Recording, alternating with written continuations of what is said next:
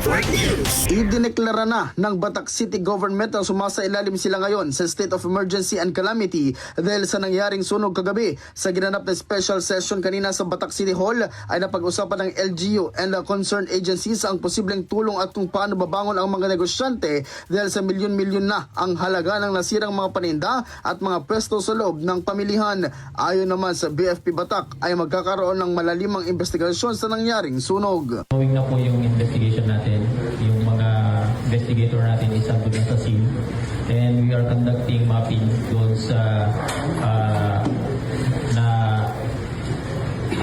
nakitaan kung saan area nagsimula yung fire, and based doon sa mga statement ng mga nakakita doon sa kung saan unang nagsimula yung sunog.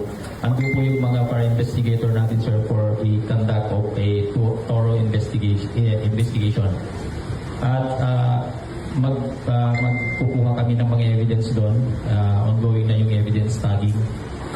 Kukuha kami ng evidence for the arson lab to be ipapa-examine po namin yung mga makukuhang evidence doon sa area. Samantala ay nagpasalamat ang BFP Batak sa lahat ng mga bomberong tumulong at isa na rito si Vice Mayor Carlos Fariñas ng Lawag City na isa sa mga firefighter volunteer at pati na rin ang JTC Malls Fire Volunteers na mula pa sa Vigan City, Ilocos Sur. Sa ngayon ay nasa Bagsakan Center na ang mga negosyante upang magpatuloy muli sa kanilang mga negosyo.